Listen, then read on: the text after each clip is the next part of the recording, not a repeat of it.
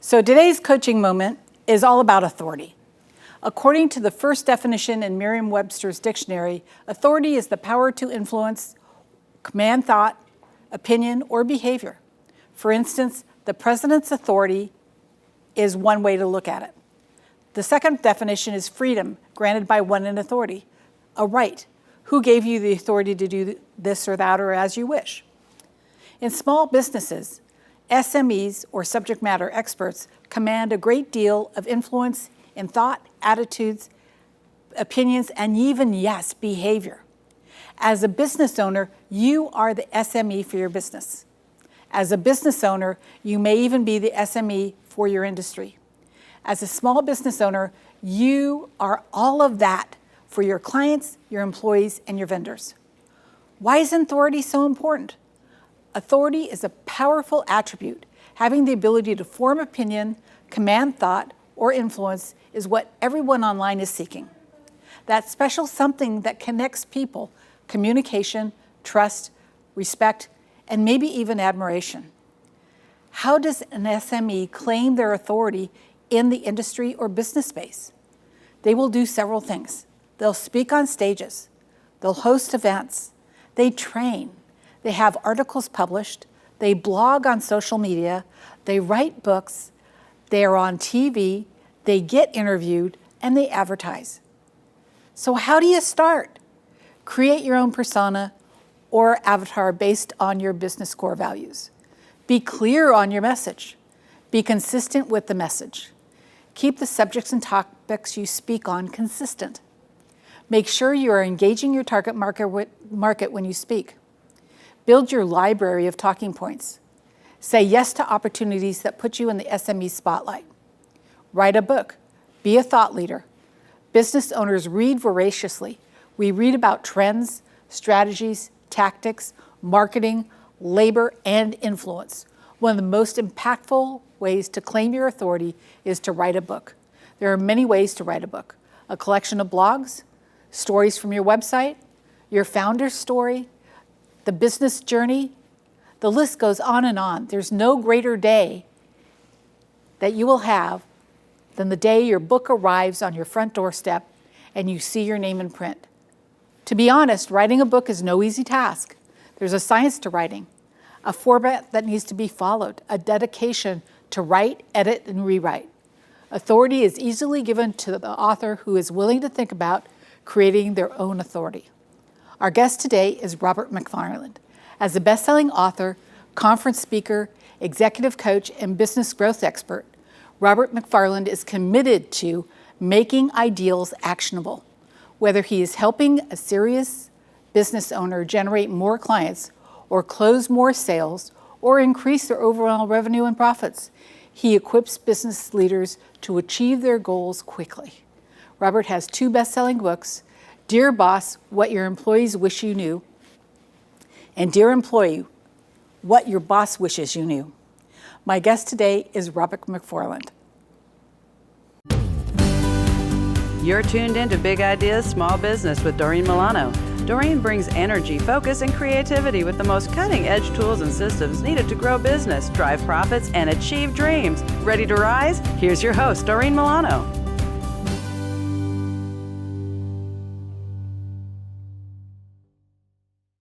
I want to welcome Robert McFarland, and he is to talk to us today about authority. It's a big subject. And let's start with your books, because you have written 2 best-selling books. One of them is Dear Employee, What Your Boss Wishes You Knew, and Dear Boss, What Your Employees Wish You Knew. And so tell me a little bit about how you chose those subjects. Yeah, when I really was looking into writing books to really establish my authority in terms of being someone who is able to speak into the culture of a business or something like that, it really made sense to really speak to it from a position of leadership. Okay, to give them a sense of empowerment in terms of how a company leader can be a better leader, and then also how their employees could also become better leaders. And in the process, then established me as a thought leader in that space. That is awesome.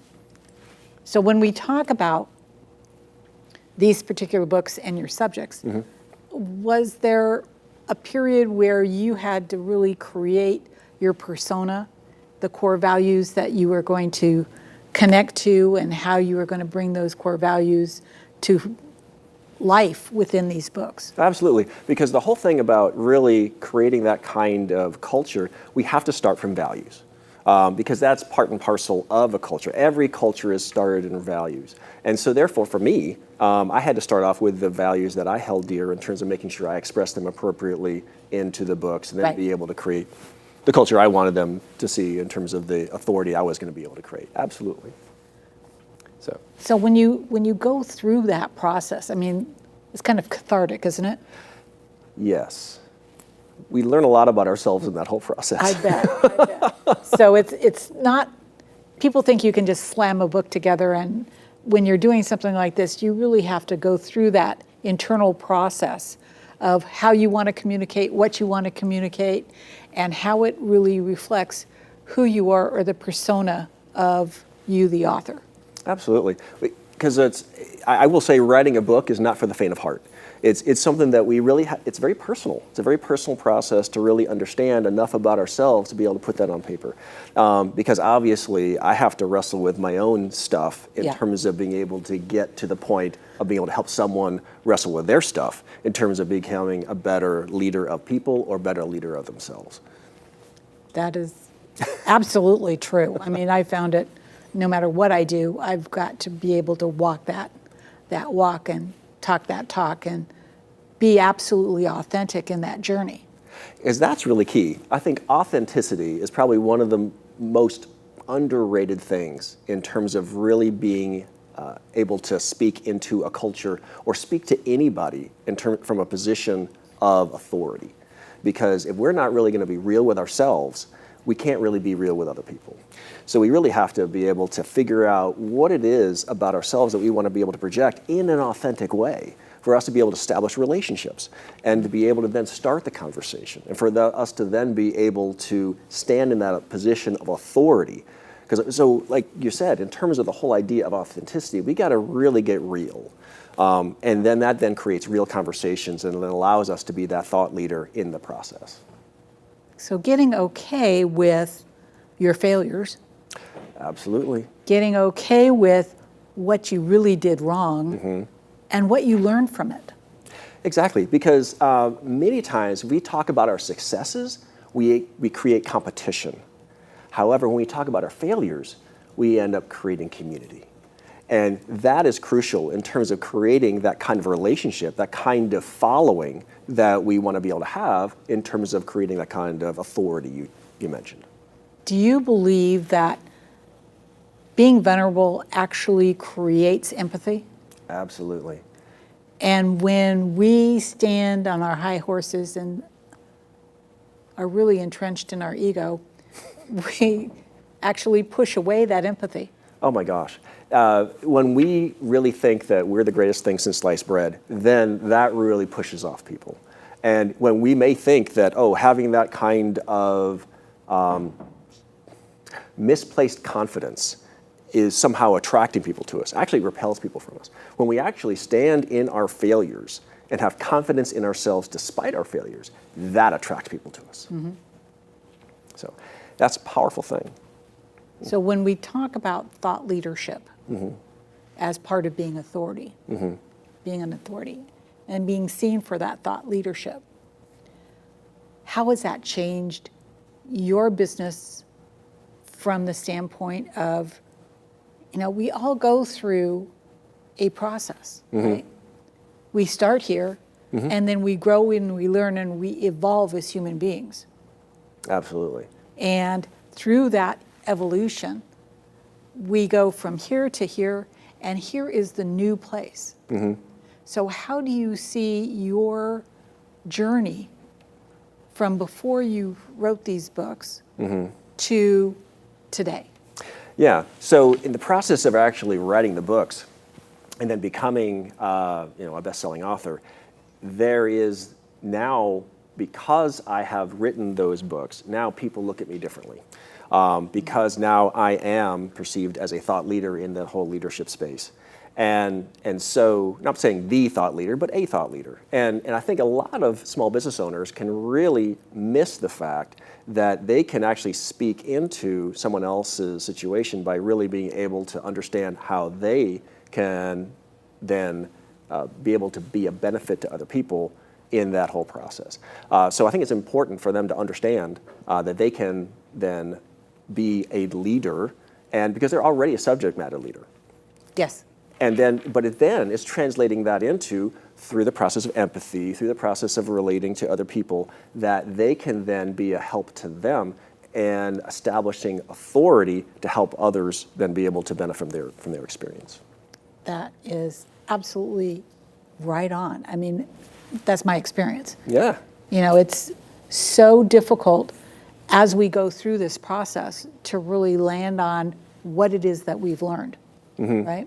So let's take a moment. We're going to stop right there, and we'll be right back. The OBBM Network is the premier voice for local business, and we take that responsibility seriously. The OBBM Network has everything you need to grow and transition your business for success on popular syndicated podcast networks, Roku and other video channels, and the OBBM Network app. We work for you, local business, and we've got your back. It seems like there's never enough time in your business to get everything done that you need to.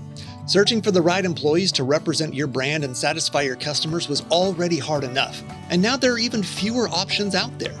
How do you find the right people and keep them? My name is Terrell Tipton with Insperity, and we offer HR services that make your company make sense.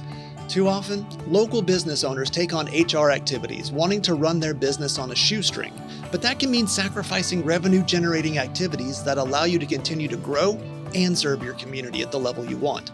Call 972-409-4316 today. I'll walk you through Insperity's outsourced HR services and health insurance options and help you come up with a plan that gets the most out of your business and your budget.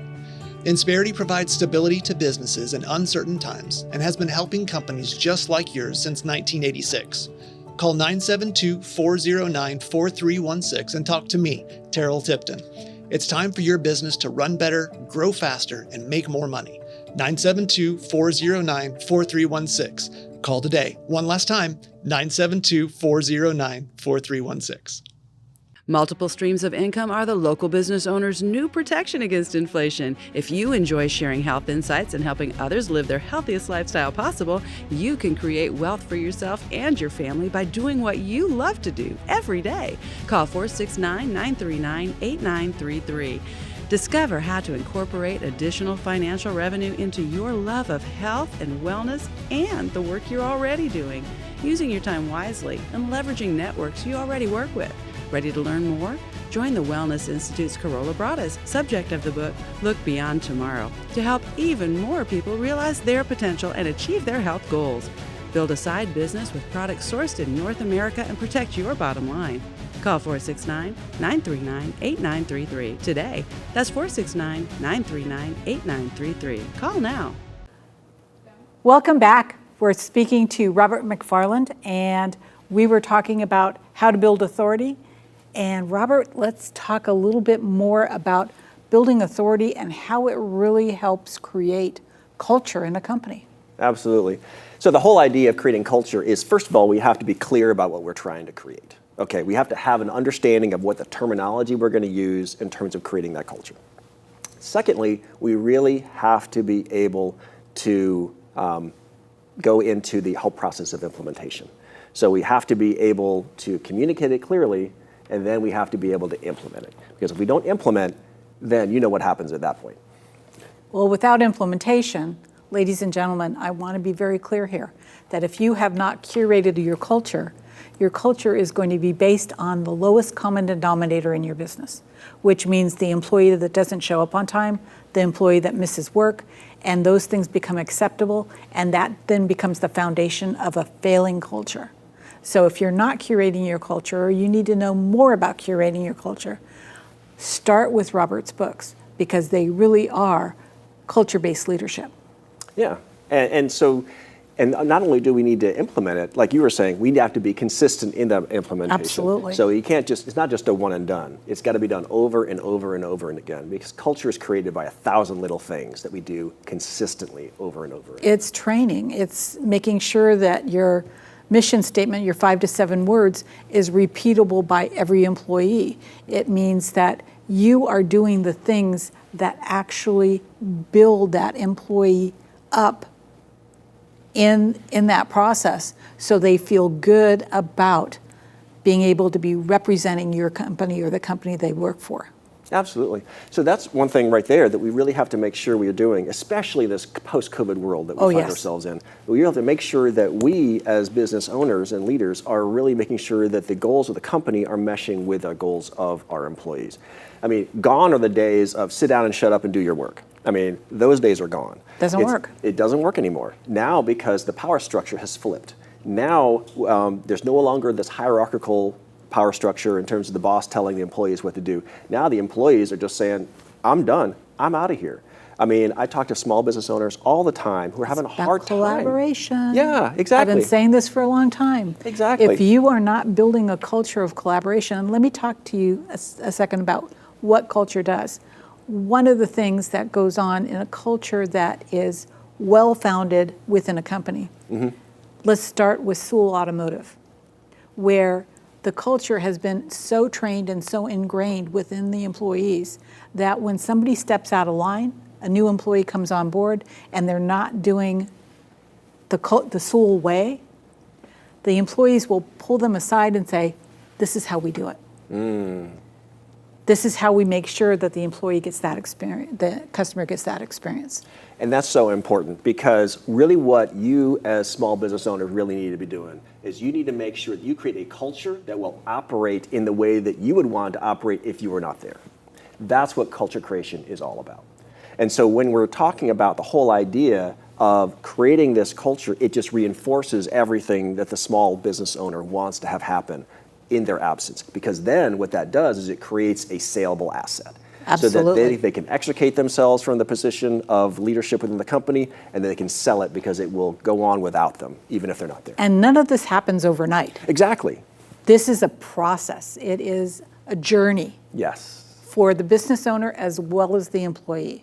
Exactly. So making it collaborative, having the employee have a vested interest in the process and in their own future makes a big difference in how the business culture gets generated. Absolutely.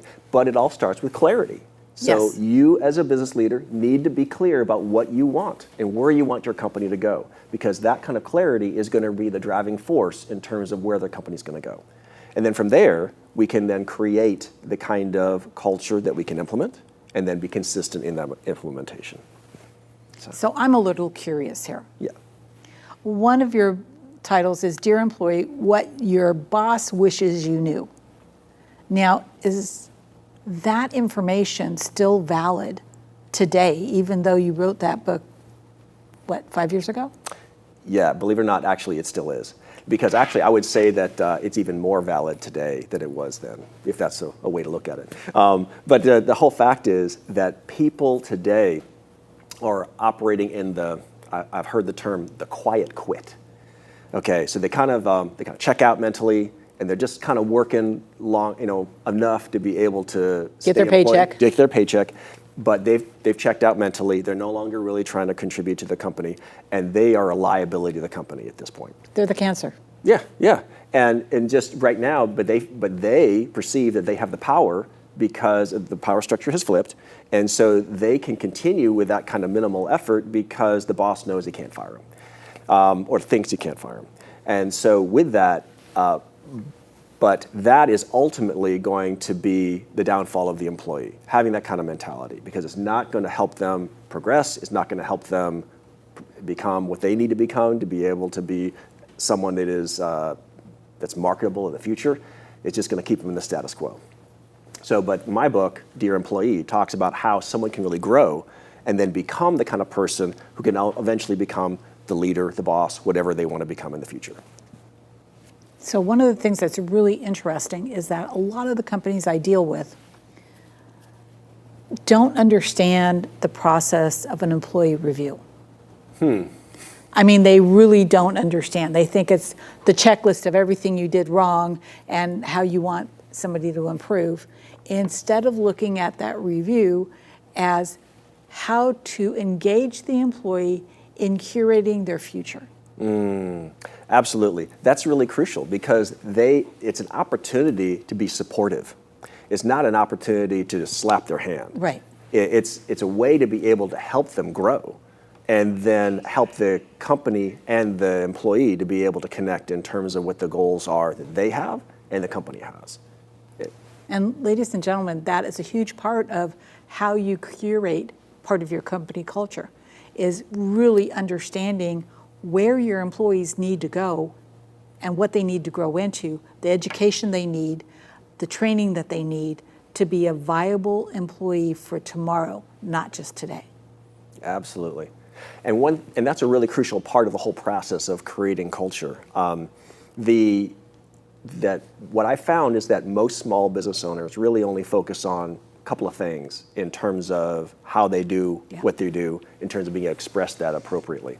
I've interviewed dozens of CEOs, and most of them just communicate what their expectations are, and some of them demonstrate it in terms of what they do. But training is a different animal. There we go. And then creating that culture goes even beyond that in terms of celebrating, actually having certain things that they do together to create that kind of corporate ethos. And then beyond that, it's the curation process, really being able to capture what it is, the essence of the company in terms of what's best about it, to be able to make sure that gets passed on. So this is a big deal, ladies and gentlemen. I mean, in your business, yeah, this is a big deal. Absolutely. I mean, and because like you said before, the whole idea of employees being able to pull other employees aside to be able to say, hey, this is how we do things here. I mean, that doesn't just happen overnight. No. But that's got to be really reinforced. And that is really what everybody should be aspiring to create that kind of culture where It's part of the training process. Yeah. And let me tell you, small businesses don't have the time, they don't have the resources, they don't have this, they don't have that, to actually train their employees in culture-based issues. But it's because they don't have a vision to do it. I understand. They don't see the need. And so I really hope that you all take away from this in terms of seeing the need that there is to be clear about the kind of culture you want to be able to create. Because that's going to be crucial in terms of for you to be able to have a business that will be able to be a saleable asset beyond where you are right now. So it starts with core values, right?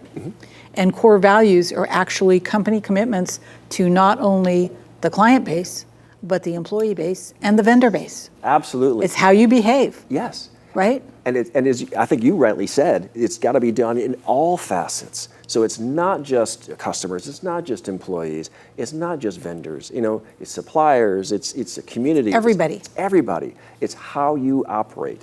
And that's got to be sacrosanct. We can't really just play fast and loose with that. That's got to be how we make decisions in every case. Yes, I believe that. Absolutely. So in the second book, What Your Employees Wish You Knew, Dear Boss, what is the message? I mean, what is the value that you bring from that perspective? I think what really is important in that role is for bosses to really realize the impact that they have. And they need to be realizing that how much their leadership will impact everything in the organization. Because one thing that people don't realize is that the company is going to be remade or made in their image.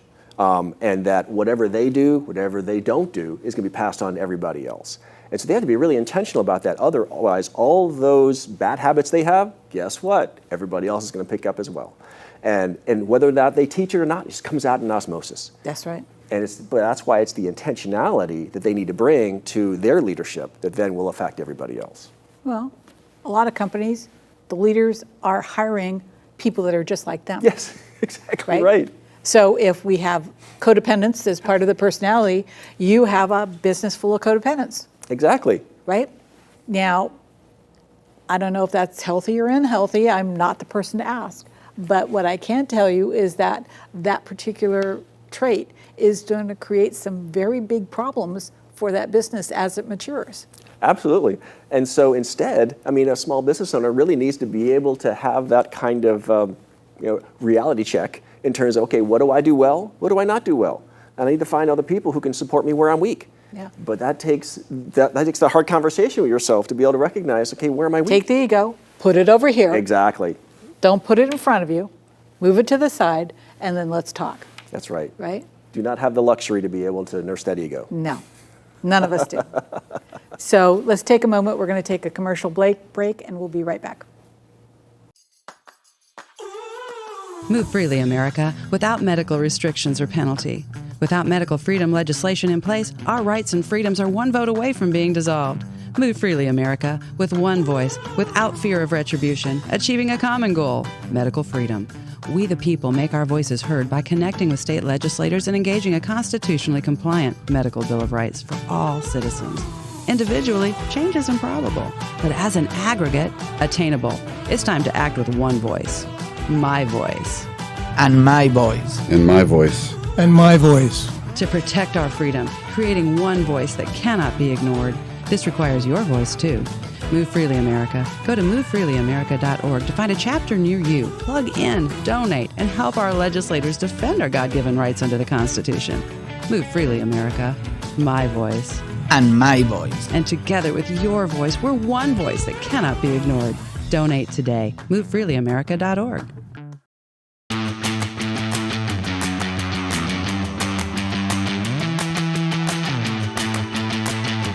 How long has it been since you've updated your brand or restocked your promotional items?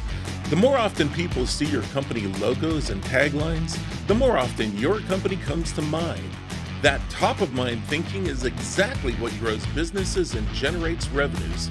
So at Big Feet Creations, I've dedicated my time and talent for over 30 years designing and illustrating print and digital products that people love and remember. Now we're adding website design and audio-video editing too. Call Big Feet Creations at 469-450-7350. I'm a big guy, and I've taken big steps to help you grow big. Big Feet Creations, 469-450-7350. Call today. That's 469-450-7350. The OBBM Network is the premier voice for local business, and we take that responsibility seriously. The OBBM Network has everything you need to grow and transition your business for success on popular syndicated podcast networks, Roku and other video channels, and the OBBM Network app. We work for you, local business, and we've got your back. We're back, and we are continuing our discussion about authority. And Robert, I'm going to hand it to you. Why is this important? The whole process of really establishing authority is so important. But I think it's important for us to think about what is really authority and what it is not. Yes. Okay, so authority is not about do this because I said so. It's not about being authoritarian and bossing people around. That's not what authority is. What I'm talking about when I mean authority, it's really being able to be the constant. Because your people really need you to be the rock. They need you to be the thought leader. They need you to be the person who's going to be able to know what the subject matter is about and to be able to express it well. That's really what they need. But beyond that, though, they need something more. Your employees need you to not only be the rock that's going to be keeping everything constant and everything focused in the right direction, they also need you to listen. They need you to be humble enough to be approachable so that your people can bring to you ideas and concerns so that you can then help them see how the foundations are applicable to them. So having that kind of ability to be a rock and also a sponge at the same time. It's called collaboration. Exactly, it's collaboration. But many people, I think, misunderstand the whole process of authority, that they think somehow they have to be inflexible and unbending and dictatorial, but it's not that. Yeah. But because it really involves humility. And that is a hard lesson. It is a very hard lesson. Putting the ego aside and getting humble and falling on your sword once in a while. Exactly. That's really what it's all about. So that's a big deal. And it is a big deal. That is a different conversation. It is a different conversation. But at the same time, is definitely well-founded in this conversation, Absolutely. right? So we've got about 4 minutes left. Tell us about, what your next steps are and how people can get a hold of you if they want to talk to you. Yeah. So in terms of how to contact me, you can find me at transformationalimpactllc.com. That's my website where I can be found. But in terms of next steps, where people could be able to go from here, I think they really need to be able to understand how we all need to be thinking about how we should be expressing what we do in a way that becomes winsome. And making sure that we are expressing the way that we are approachable at the same time. So having the foundation, but also being that sponge at the same time is really helpful in terms of helping people to be able to be, helping us as leaders be able to be more receptive and approachable at the same time. So do you have a golden nugget that our audience can really take to heart? Yeah, so in terms of the ability we have to be, we need to be intentional, we need to be consistent, and we need to be clear. Those are the three things that will be really helpful to you as a leader and us as leaders to make sure that we're implementing this all the time so that people can really be able to be joining you in this journey. Because leaders can't go alone. We need to have other people following us and supporting us as we move forward. So that And choosing to follow us. And choosing to follow us. That's really important too. Because if we're not approachable, we can't be leaders. No. Because no one's going to follow us in the process. And that's kind of sad. Yeah, that's very sad because we don't want to have that situation happen. We don't want that at all. But at the same time, who we are as individuals shows up in our leadership skills. Mm-hmm. So if you don't feel that you are exhibiting the right kind of leadership skills for your business at this time, stop, have a conversation, get a coach, talk to Robert, talk to myself, really create a network that you can fall back on, because the journey is not from here forward, it is from here forever. Growth doesn't stop. It is a continual process.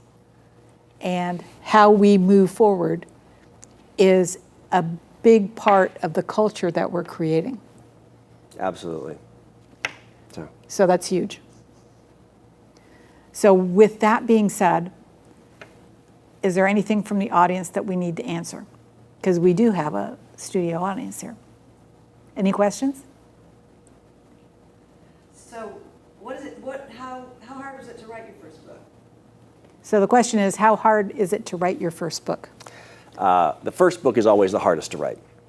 So, and that's one thing that I will definitely say that writing a book is not for the faint of heart.